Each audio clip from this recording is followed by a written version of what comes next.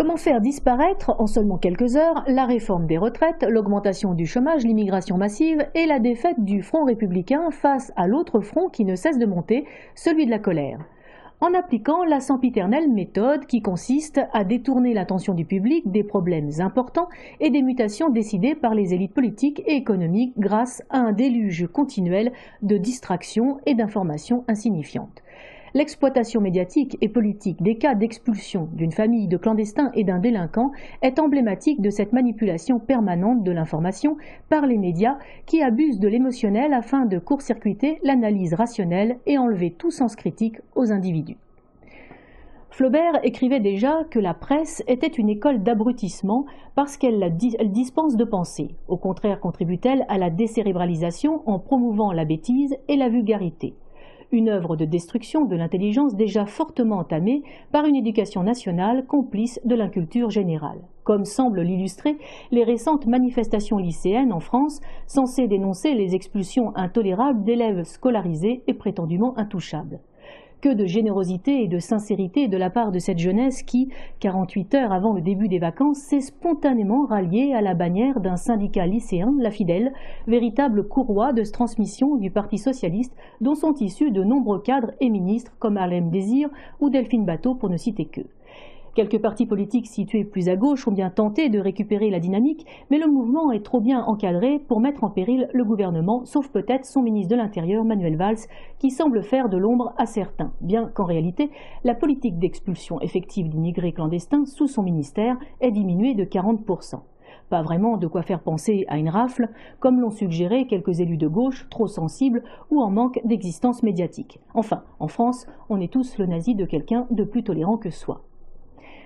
Qui a dit que les contes de fées n'existaient pas? Parées de toutes les vertus, les victimes de cette injustice étaient, selon la presse, parfaitement intégrées, excellentes élèves et maîtrisaient la langue de Molière. Bref, c'étaient deux éléments d'excellence que l'on expulsait parmi des millions d'autres qui allaient en faire défaut à une France qui se repliait sur elle-même.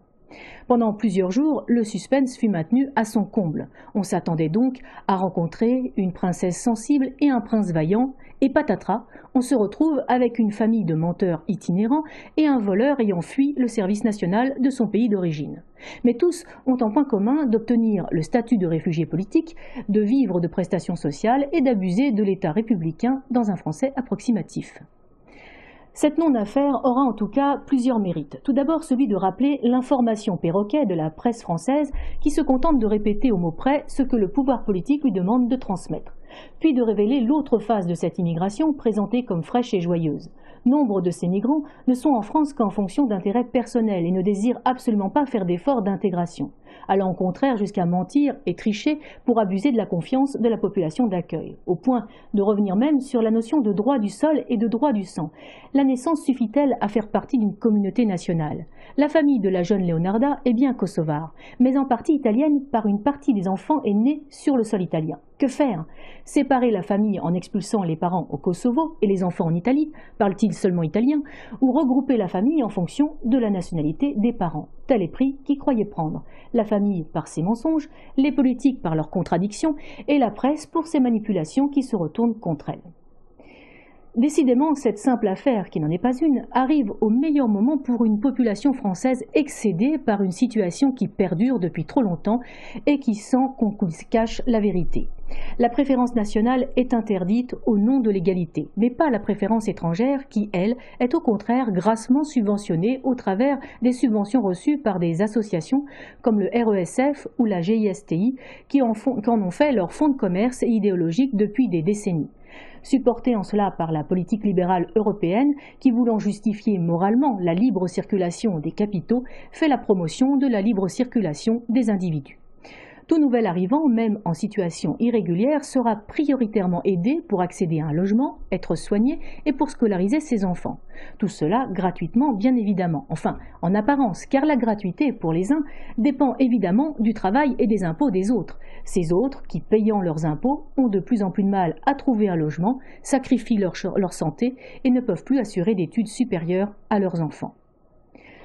Les vacances de la Toussaint seront peut-être l'occasion de relire quelques grands auteurs, comme Jean-Paul Sartre qui écrivait, je cite, « J'ai quitté le lycée à 13 ans, moi, il fallait que je gagne ma vie, je n'ai pas eu la chance d'avoir des parents riches pour payer mes études. » Fin de citation. Ou bien Honoré de Balzac qui déclarait, lui, je cite, « La presse, comme la femme, est admirable. Quand elle avance un mensonge, elle ne vous lâche pas, qu'elle ne vous ait forcé à y croire, et elle déploie les plus grandes qualités dans cette lutte où le public, aussi bête que le mari, succombe toujours. » Fin de citation.